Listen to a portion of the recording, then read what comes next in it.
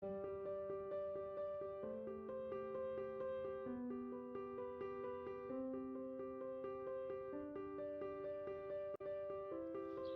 name is Temple Fletcher. My journey took me from an EMS volunteer to dispatch, and then 30 years with CareFlight as a critical care flight paramedic and manager. I initiated the free Cal-AAMS Safety Summit for first responders and healthcare professionals each year prior to COVID. Cal-AAMS now continues to host education on their website. I continue to teach, work seasonally on wildland fires, and serve as the president of the Sierra Nevada Critical Incident Stress Management Network and peer support team.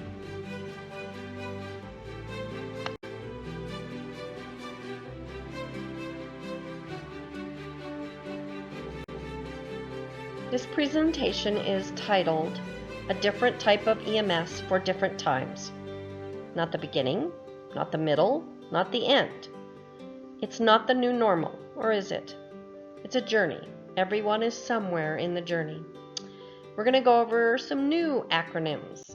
SOS, Safety, Survival or Support, EMS, Emotional Management and Survival, and CPR, Communicate, Proactive Planning and Response.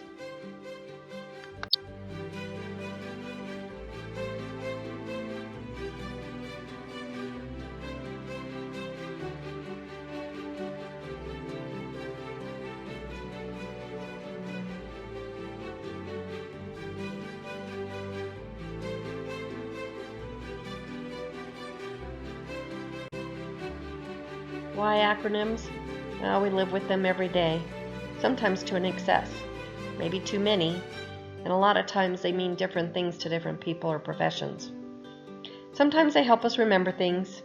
Sometimes it confuses people. We're all different. FYI, I found over 40 different meanings on EMS. Overview of this presentation. We'll look at personality traits of our profession, our job, and are we fit for duty? What is stress? What are the types of stress and associated reactions? We're going to talk about awareness, acceptance, and knowledge. And then those acronyms, SOS, EMS, CPR, and finally, taking care of yourself and others.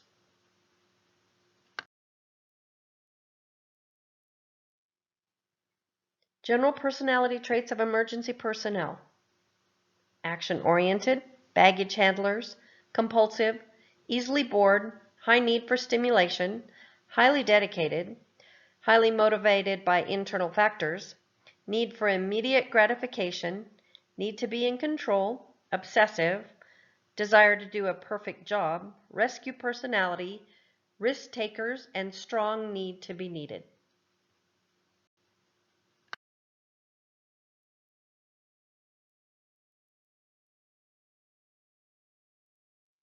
Why spouses of emergency responders dread social dinner gatherings? Hey, Joan, this is great spaghetti. Reminds me of that shooting we responded to last week. Golly gee. Oh, yeah. What a mess that was. It was a .45 Magnum, wasn't it? Remember that call, Mike? Had to have been. Did you see the entrance and exit wound? Geez, what a scene. Oh, gross. He must have lost 5 units of blood. Anyone up for more tomato sauce? We have genuine empathy for people we serve, but we sometimes also develop coping mechanisms for self-preservation, a form of detached empathy that makes it difficult to experience real empathy in our own lives outside of work. Just like acronyms, perception can vary widely. Who are we? EMS, fire, hospital, social worker, clergy, law enforcement, military, air medical. What do they all have in common? Why did you choose your profession? Fun, adrenaline, cool, exciting, different, or to help people? I would add that we're compelled. We have a great calling. We have a duty, a social contract between us and our customer. We have the character for which those professions are known for. Our profession has the virtue, traits, morals, honor, principles, courage, mission, devotion, loyalty, character, background, and education that define us. We must honor those traits and display them to our patients, customers, peers, and fellow responders. Rich or poor, mentally ill or incompetent, criminal or victim, angry or ungrateful, treat everyone fairly. It's our duty.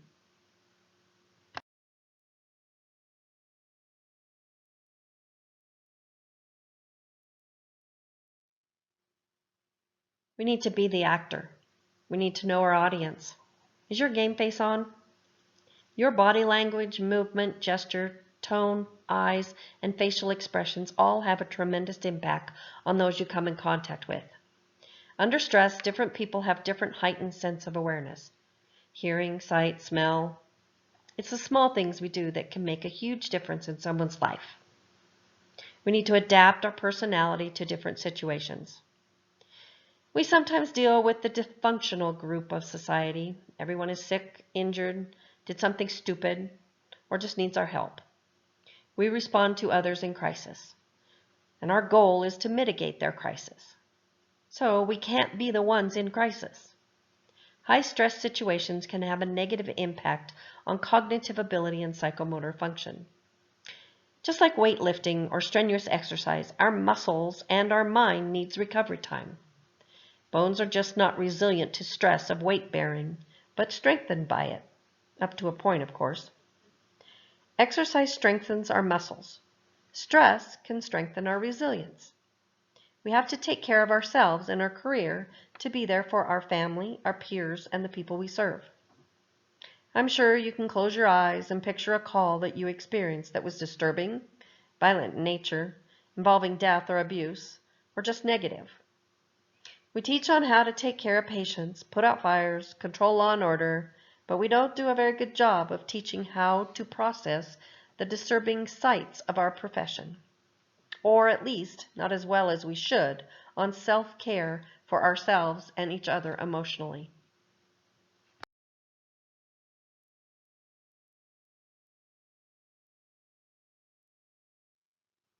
The mission we accepted or pledged to do is not fatalistic. One never intended to place ourselves or anyone else in harm's way. We care for and protect our fellow citizens and coworkers. But how does that affect us when it's what we expected or when it isn't what we expected? Those that are truly passionate in their work may be the most susceptible to stress. Take the 1 to 2 year energetic and excited, then the 2 to 4 years, I got this, confident, maybe overconfident. 4 to 6 years, they start griping and complaining, disgruntled. What makes this job tough? People, admin, paperwork, rules, policies, media, hours, shifts, equipment, coworkers, generational differences, negativity. I'm sure you can think of others.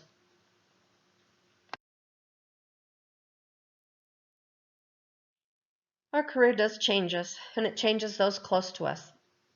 We repeatedly witness and experience trauma, sickness, etc., in ways that every citizens do not. We are physically, mentally, and emotionally affected by our experiences, and we need to take direction on how to address it. So, use your personalities, experiences, and characteristics in a way that promotes well-being for all of us.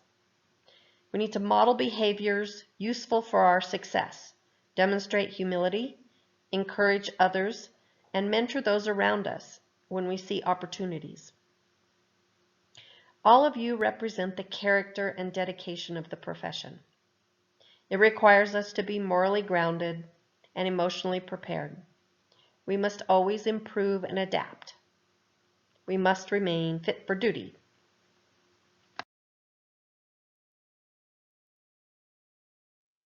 For first responders, firefighters, paramedics, police officers, air medical personnel, job stress goes far beyond an unpredictable boss, stringent deadlines, or an unpleasant coworker. First responders' workplaces are on the front line of accidents, violence, fires, injury, threats to personal safety, and death. They face potentially traumatic situations head-on every day. Unrelenting stress can result in post-traumatic stress disorder, depression, anxiety, addiction, and suicide at rates much higher than those experienced by people in other professions. We need to be detectives to look out for signs and symptoms that ourselves and our coworkers need emotional assistance. And we need to watch out for distractions.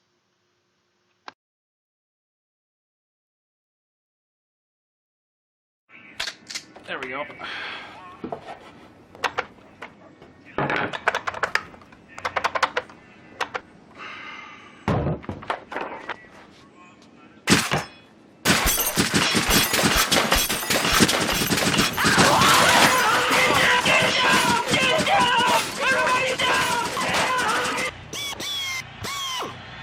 Another chance to the left side.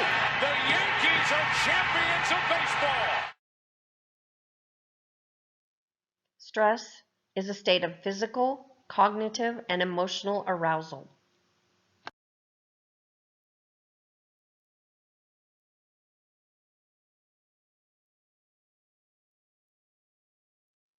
Stress is a normal response to an abnormal situation. Everyone has general stress. It's a normal condition of life. It's necessary for health and survival. It can be positive or it can be negative. Most people deal with it daily and recover. Why do we have stress reactions? It's a survival mechanism. Generates that fight or flight reaction. It enhances survival thinking. It enables rapid reactions to a changing situation. It enables perceptual focusing to eliminate distractions. Can be affected by personal history and experiences. And it can be associated with other events.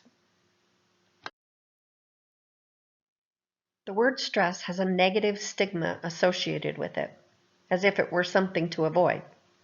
In fact, stress is vital to our performance and strengthens our motivation. EMS workers have to walk a tightrope of work-life balance and attempt to keep work stress at bay in their personal lives. But left unchecked, stress can manifest into more severe conditions such as anxiety and depression, or lead to stress disorders such as obsessive-compulsive disorder or post-traumatic stress disorder. Stress is a necessary and fundamental part of being human. There is an optimal stress performance zone in which first responders best perform. It occurs when the sympathetic nervous system is activated, but we still have conscious control of the situation. We can use the surge of epinephrine in our system to work more efficiently, and the bump of cortisol to improve memory and increased energy.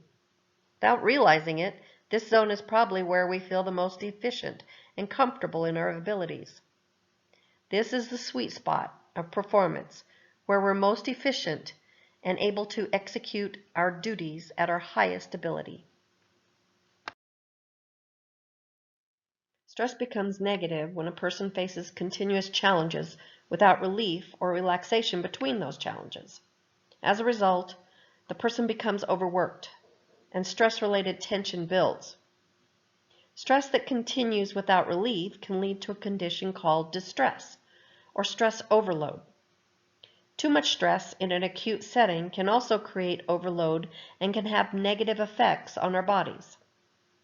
It can affect how we fight infection, aggravate pre-existing health conditions, and we are more likely to become sick during times of increased stress.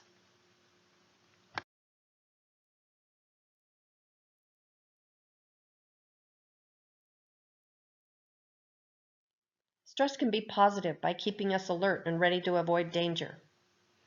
Under normal conditions, stress can help motivate us to accomplish necessary tasks, and it keeps life interesting. It helps us be safe by the normal reaction of fight or flight.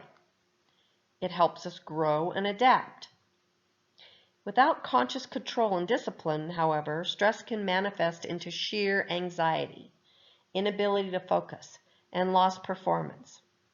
Over the long term, epinephrine can cause cardiovascular disease, and sustained cortisol will impact memory loss. In a nutshell, acute stress kickstarts hormonal and behavioral responses that allow us to make adaptations to environmental pressures. Chronic stress, or dysregulation of the stress system, can greatly disrupt homeostasis and lead not only to debilitating mental health disorders, but also to reproductive dysfunction, growth disruption, suppressed immune function, decreased muscle and bone mass, atherosclerosis, visceral obesity, gastrointestinal disorders, and insulin resistance. The degree of which the stress varies dramatically from individual to individual, depending on past experiences, social content, personal perspective, level of threat, belief systems, and current resiliency.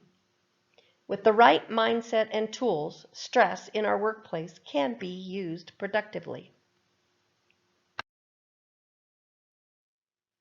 Some examples of personal stressors: making life and death decisions, being responsible for someone's life, fear of making a serious mistake, dealing with dying patients and grieving family members, anxiety about passing a test or exam, certification requirements, guilt or anger about criticism.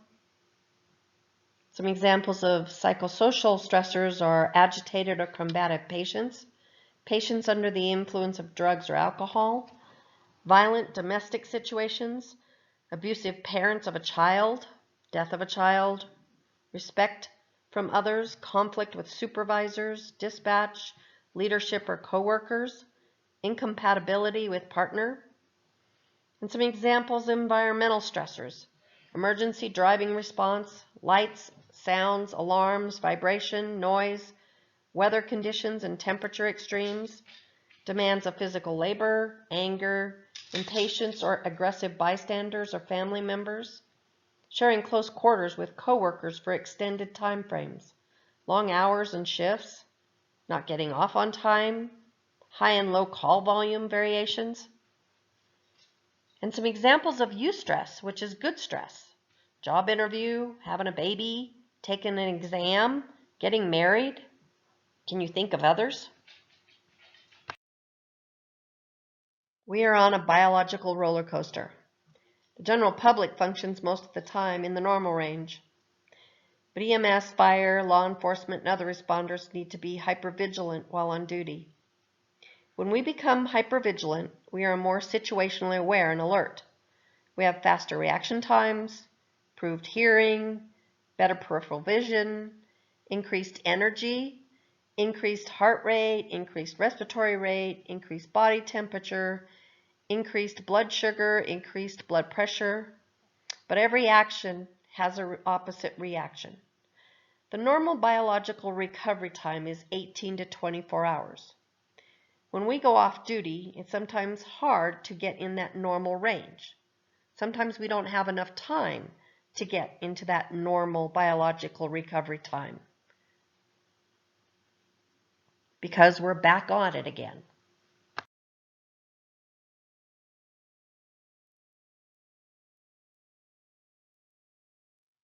When we move every day between our duty and our off duty, we have a hard time recovering. Sometimes after a while, on duty becomes our normal. Just like a strenuous workout, we become physically exhausted and our body needs recovery time. Just like stress, there are positives and negatives. It all depends on how we deal with things. First responders, due to the extreme demands during their shifts and durations of their shifts, do not have the normal downtime to recoup and recover.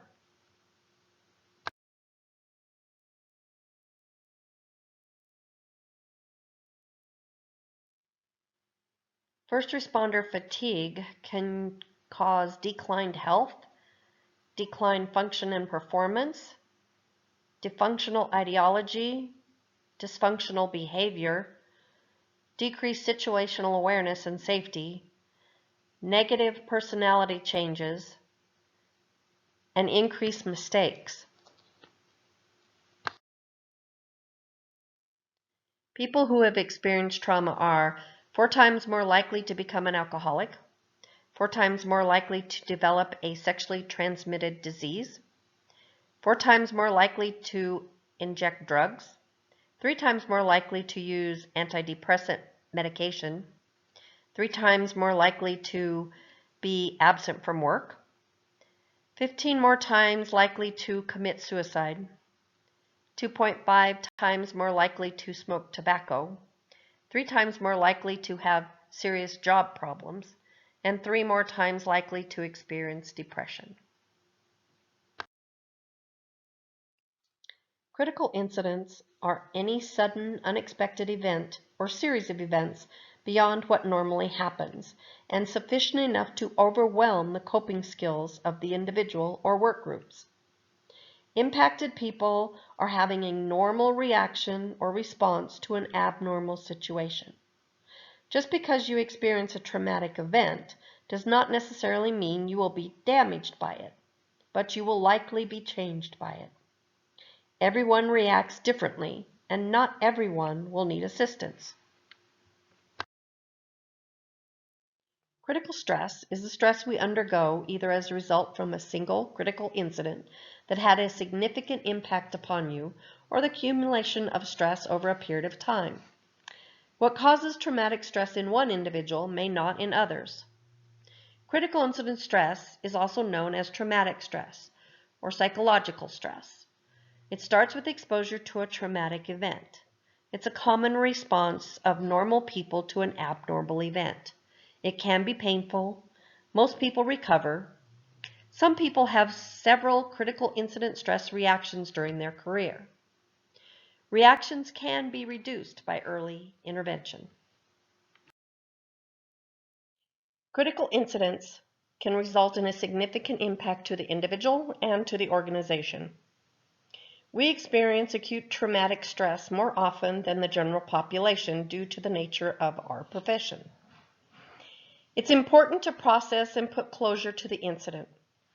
A positive reaction may result from a traumatic event or loss by getting clarity on what we value. Often traumatic stress is experienced after routine calls as well.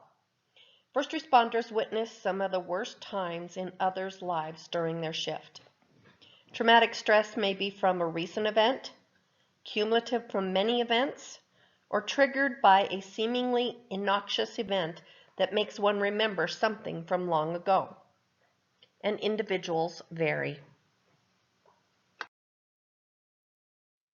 Stress affects our body, mind, emotions, and behavior. It may trigger memories from previous traumas. It's important to process and put closure to the incident.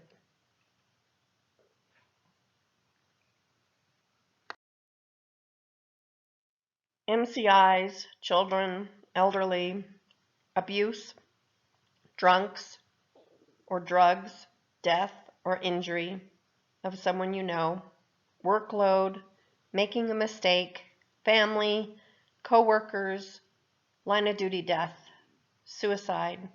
These are just but a few of the stressors we're exposed to during our career.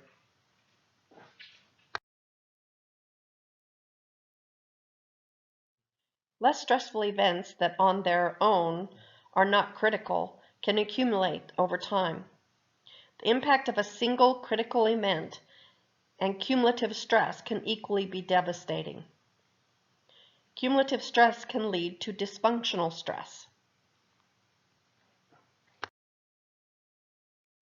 The National Association of Emergency Medical Technicians called EMS an inherently stressful profession. In the past, we had been expected to just suck it up. It's part of the job. If you can't handle it, you shouldn't be in this profession.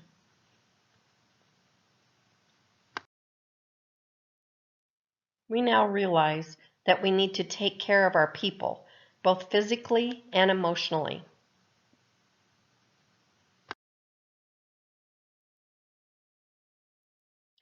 Burnout is cumulative and relatively predictable.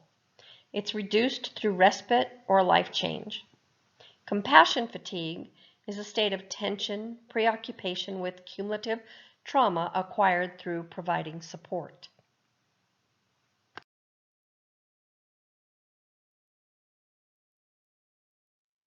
The word burnout is used a lot when people are unhappy with their profession for whatever reason. It's usually thought of as being permanent unless they leave the profession. I like the word rust out. It actually fits the definition better. It is more associated with the hassles and the stresses involved in your work. It's very cumulative, relatively predictable, and usually goes away or dissipates after a vacation or change of job.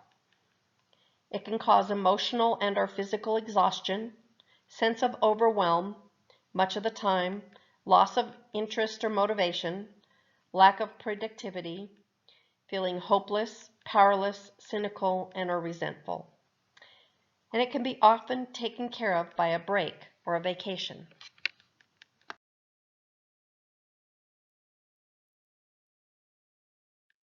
Compassion fatigue is when you absorb the trauma through the eyes or ears of someone else. It is the natural consequence of stress resulting from caring for and helping traumatized individuals. It is important to keep in mind that not everyone who are first responders develop compassion fatigue. You are not inadequate or unempathetic if you don't develop this response.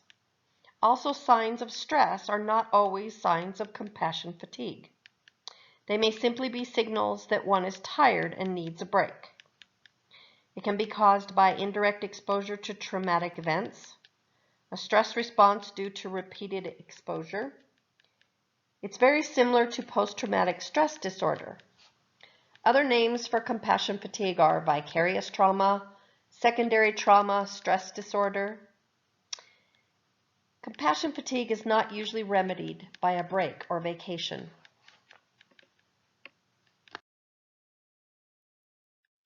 Our stats are not precise.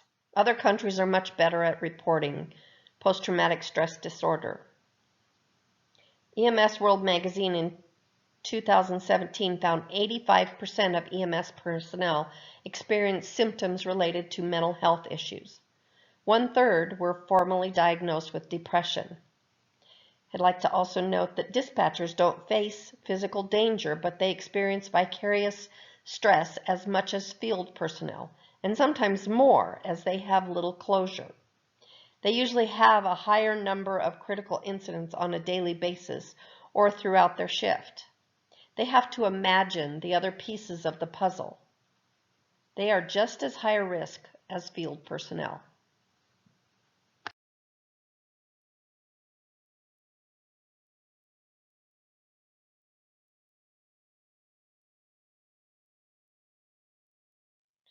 Fitch and Associates did a study along with the Trauma Regional Advisory Council and the National EMS Management Association.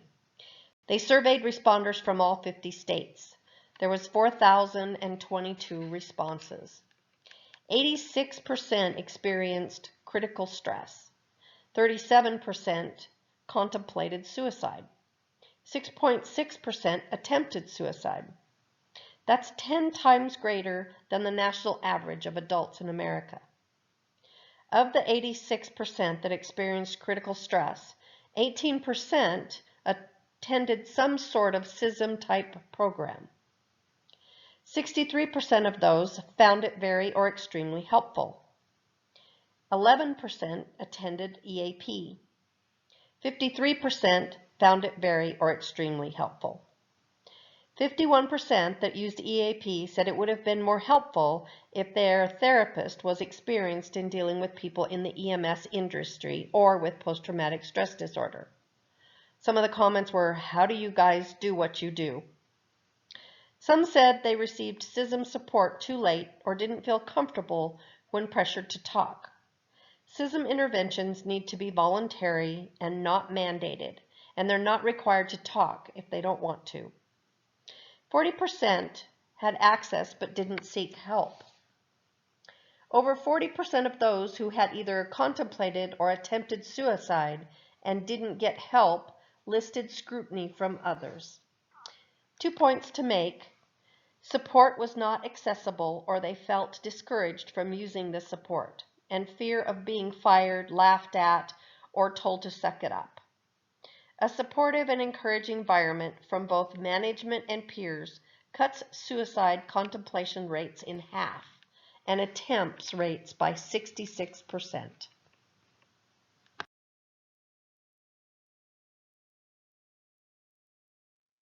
People who die by suicide don't want to end their life. They want to end their pain.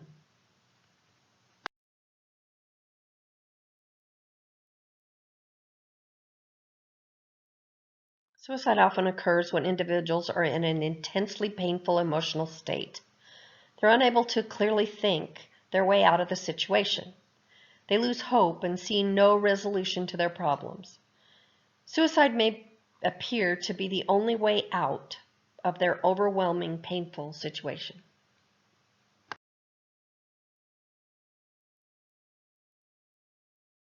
One out of 20 responders have had a suicidal ideation in their life.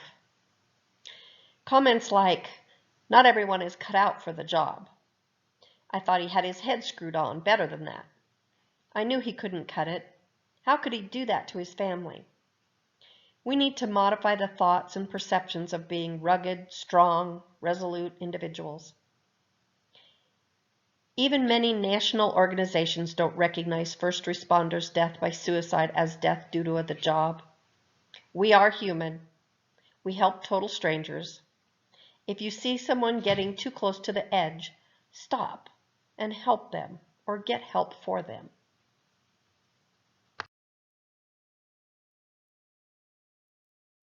Culture. The issue may lie more with our wish to accept that mental wellness is a concern in our professions while also distancing ourselves from it. We want to be supportive from a distance. Similar to hazmat awareness level, we know just enough to think that the chemical is scary and that we are ill-equipped to handle it. And then we call someone else. That's okay. We call someone trained in hazmat. With emotional wellness, maybe we just need to find the right resource for them. Well, we've gone over the first 4 objectives of who we are, what's our profession, what is stress, and what it can cause. Now we'll move on to awareness, acceptance, and knowledge, with encompassing some of those new acronyms of EMS, CPR, and SOS.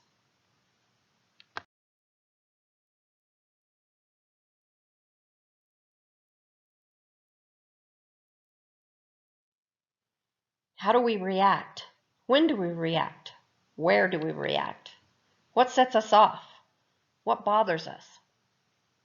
What pushes your buttons? Who's on the tightrope? Is it us? Is it our coworker? A family member? Are we aware?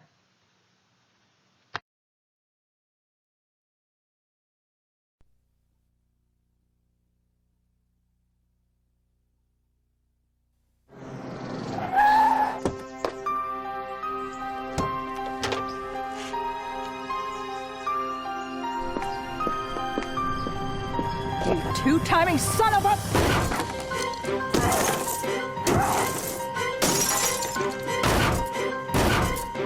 Honey, what are you doing? We can fix anything. Blake's Auto Body, San Rafael and Novato.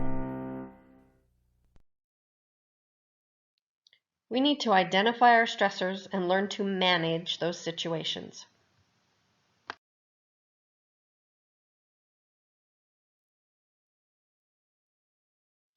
In our job, we perform risk assessment on every call. We also need to perform emotional risk assessments.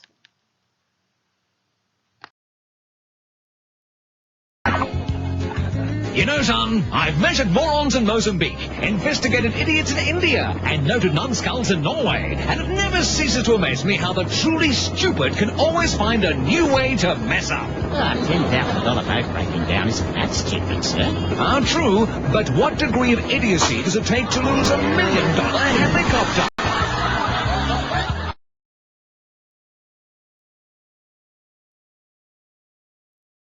Think about performing emotional risk assessments every day. Think about performing emotional risk assessments on every call, just like you do for other risk assessments.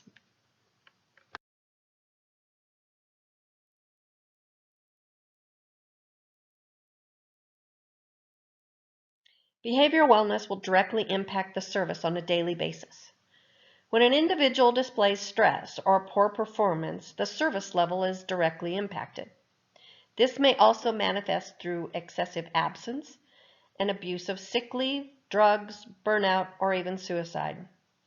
This ultimately has an impact on the public they serve and has the potential to cost the agency monetarily losses as well as poor public relations. Training personnel on the use of positive coping mechanisms to handle incident stress and the ability to recognize a coworker in distress should receive the same priority as other training and education. In this needs-based model, we see what human needs in order to survive and thrive. At the base, we need our psychological needs met. We cannot advance up the pyramid unless these needs have been met. We also need the safety needs met. Once these first two levels of needs are taken care of, we can move toward the higher levels. As a responder, we reinforce the belonging and love needs of our coworkers by normalizing feelings, letting them know we care, and being there for them. They are a part of our family. They are our brothers and sisters. It is this stage we get them the resources they need to help them through the incident or event. Esteem needs. This will be the pivot point where they or we can turn from surviving to thriving.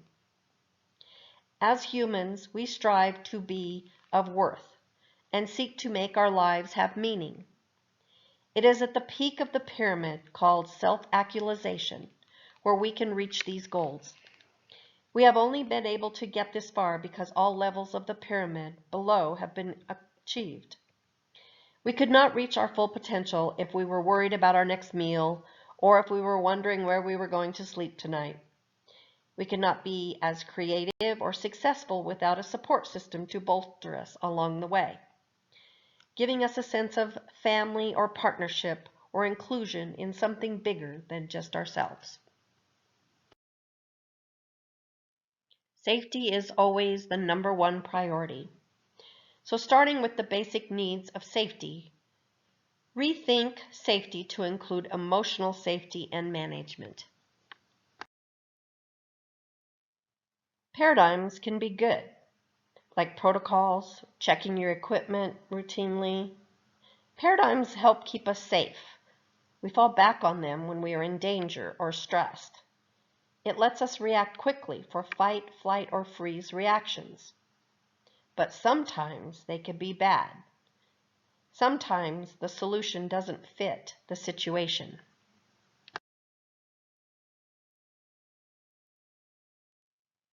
Sometimes we lose our situational awareness, like daydreaming and then taking the wrong exit. We must remain situational aware of changes in our environment and in ourselves for physical safety and emotional safety. The video, just released, shows a dangerous recovery operation in action after a hiker fell 300 feet. Utah Department of Public Safety chopper pilot Kent Harrison hovering just feet from the face of a cliff. On the edge, you see the rescue team using those orange safety ropes. Then, as the rope tightens, it catches the blade. Watch again. The rescue team saying it sounded like an explosion as they went tumbling down the rocks, the tail of the chopper flying over their heads. Amazingly, Harrison was able to land the badly damaged chopper in a nearby field. saving all 7 on the rescue crew.